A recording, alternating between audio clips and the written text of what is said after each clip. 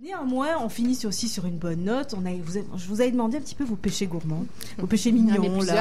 Il y en a plusieurs. Vous m'en avez dit plusieurs. Et puis, il y en a un qui s'est détaché. Pourquoi aimez-vous la burrata? Qu'est-ce que vous aimez là-dedans? Je me coucherai dedans. J'ai la burrata. Alors, petit message subliminal. Je trouve, c'est la Rolls-Royce de la mozzarella. Mais cela dit, ce que j'ai mangé ce matin, qui est fait au Québec, c'est assez formidable. C'est vraiment... Oui, absolument. On est tout près, là. C'est deux produits différents, mais qui sont d'égale qualité. Mais la burrata, pour les gens qui connaissent pas, c'est quand on goûte la mozzarella, même la mozzarella di Bufala en général, ce qu'on trouve sur le marché, c'est bon, mais c'est pas la fin du monde. Moi, chaque fois que je fais goûter la burrata chez moi, c'est comme de la crème, finalement, qui se tient. À peine. Donc, l'extérieur se tient, mais ça s'abandonne à l'intérieur. Et moi, je trouve que c'est extrêmement sensuel, oui, la burrata. C'est ça ce que j'allais dire. Et qu'on peut tout mettre sur la burrata. Donc, je pense au vinaigre balsamique, ça va être formidable. Mais moi, je fais souvent une poêlée de plusieurs champignons avec un soupçon d'huile de truffe, où je vais faire des tomates. Justement, les petites tomates de chez Olive Pressée, j'en achète des petites tomates confites, les demi, c'est formidable. Ça s'appelle la tapenade, aux olives vertes et amandes. On peut faire vraiment toutes sortes de choses. C'est un truc qui dépanne quand on a de la burrata dans son frigo. Puis quand on nous dit c'est bon pour la semaine, c'est pas vrai. Vous la relavez, vous la remettez de nouveau dans l'eau froide. Elle va très bien se conserver. Moi, la burrata, je peux en avoir pendant 15 jours sans souci. Ah oui, quand même. Oui. Tu la mets dans l'eau, mais froide, quand même, au frigo. Elle arrive à rester. Il y a de la crème dedans. Donc non, elle reste... L'eau va être un peu blanche, là, mais c'est pas... Après, tu fais un vraiment milkshake, pas... Tu récupères l'eau. Entre nous, vous arrivez à résister 15 jours à la burrata? C'est ça qui est le plus difficile. Je sais pourquoi. Je sais que ça se peut parce que j'avais déjà acheté 3 boules en même temps. Donc, il en est resté une et voilà. Mais c'est vraiment un péché mignon. Et quand on y a goûté, on est, comme pour le reste, tout à fait dépendant. Oui, on est dépendant. C'est une belle dépendance. Ouais. Bon, hein. Je pense, c'est un des plaisirs de la vie, de toute façon. Je vois pas de danger d'être dépendant à la burrata. Ni au dumpling. Non, c'est ça. Si vous m'aviez dit au McDo, bon... Mais, non, ça ne me guette pas. Alors justement, je t'avais lancé sur le domaine de la burrata, et puis tu m'as dit, ouais, mais au Québec, on produit des belles choses. C'était trop tentant. C'était trop tentant parce que, moi, j'aime beaucoup les trucs qui sont faits ici au Québec, qui sont faits par nos artisans. Puis, comme la burrata, dans le fond, ça a été créé un peu pour préserver ou pour recycler la mozzarella. Parce que là où ça a été inventé dans la région des Pouilles, au début du siècle, l'idée, c'était de recycler la mozzarella qui n'avait pas été vendue. Donc, ce qu'on faisait, puis ce qu'on fait encore, c'est qu'on prenait les morceaux de mozzarella et on les mélangeait avec de la crème fraîche que l'on remettait dans une espèce de baluchon. Et c'est ce qui fait la burrata. Donc, comme on parlait de mozzarella et que moi, je suis un fan de mozzarella di Bufala, eh bien, j'ai fait un peu de recherche et j'ai découvert qu'il s'en faisait désormais ici au Québec. Il y a une ferme qui produit du lait de bufflone. C'est la ferme Machocha dans la Montérégie. Et ils produisent, ils font leur propre fromage en collaboration. Ils utilisent les installations de la fromagerie La Polyethnique, qui se trouve, si je ne pense pas, à Saint-Robert.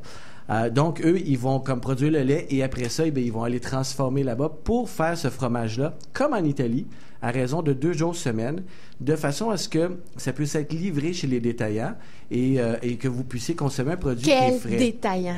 Bon, c'est une très bonne question.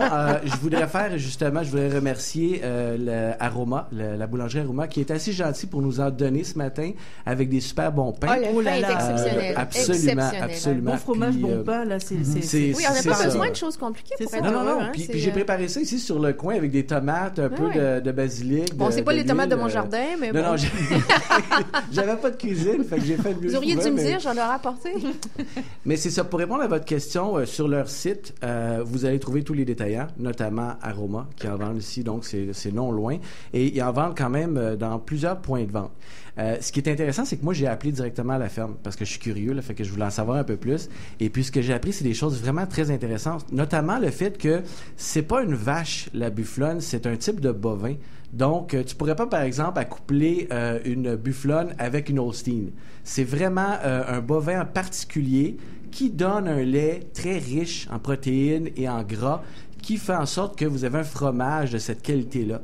Donc, eux, ce qu'ils ont fait, c'est qu'ils sont allés en Italie, ils sont allés s'inspirer, puis ils ont commencé à travailler avec un artisan italien, ici même, pour faire un peu une rétro-ingénierie de la recette, puis développer leur recette de mozzarella di bufala. Donc, ce que vous goûtez, là, c'est l'Italie en sol québécois. C'est ça. C'est vraiment ça. Puis c'est fait frais. Il y a des mariages mixtes parfaitement réussis. Puis c'est vraiment bon. Puis moi, j'adore le fait qu'on soit capable de faire des choses comme ça d'inspiration européenne ici même, au Québec.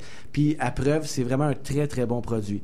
C'est sûr qu'il faut le consommer frais le plus possible. Moi, j'ai parlé avec l'agronome sur place, puis il me disait, c'est un petit peu comme le fromage en grains. C'est le fun la journée même, ça fait quick. C'est pas mauvais les autres journées, mais ça va perdre un petit peu en fraîcheur. Donc, l'important pour eux, c'était vraiment de pouvoir produire, livrer, puis que vous ayez un produit disponible, frais. Mais quand on y a goûté, je vais reprendre ce que Sophie disait, est-ce qu'on peut le conserver longtemps? Non. On veut le manger immédiatement, on l'aime trop. Il ne peut pas en rester dans le frigo. Non, là. Il y en a une qui est arrivée tantôt. Et puis en plus, ça se partage. Très bien. Quoique, je pourrais bien en manger une toute seule. Non, je pourrais. La boule que j'ai apportée, le soir, t'arrives, ça se fait rapidement, hein, comme tomate, un petit boule de fromage, pain, et c'est facile à faire. Là. Ah oui, c'est vraiment bon. Fond, L'idée, c'est vraiment de la laisser sortir pour vraiment qu'elle ait une température un peu plus calme, une température plus pièce, parce que si vous la consommez trop froide, vous allez perdre les subtilités, c'est ça. Donc, ce que j'ai fait, moi, ce matin, je suis arrivé, je l'ai sorti de la saumure, je l'ai laissé reposer, je l'ai caché pour pas que notre invité la voie. Oui, c'est ça. J'ai été pas mal bon, hein? Puis après ça, je l'ai apprêté. Mais il y avait d'autres choses pour me distrire sur la table, quand même. Oui, c'est ça. Fait que j'en ai profité pour travailler en catimini en arrière. Mais c'est vraiment super intéressant. Si vous voulez aller voir le site, là, c'est bufalamachocha.ca. Toute la liste de détaillants s'y trouve. Puis ils font d'ailleurs aussi un super bon yogourt. Fait que profitez-en, allez goûter les produits, sont vraiment excellents. Voilà, il y a un certain nombre d'endroits, pas loin d'ici, il y a le Food ici qui en a également. Donc voilà. Mais bon, dans tous les quartiers, il faut vraiment aller voir, à mon avis, sur le site pour savoir où en trouver. Nous, on s'est régalé en tout cas avec ces produits. Merci beaucoup, Alex, de nous l'avoir amené. Il en reste plus d'ailleurs, ou presque. Je pense qu'on va se battre pour l'animation. On va passer au dessert. On va passer au dessert, le merveilleux gâteau au chocolat que nous a apporté Christine. Christine, merci d'avoir été parmi nous. Plaisir.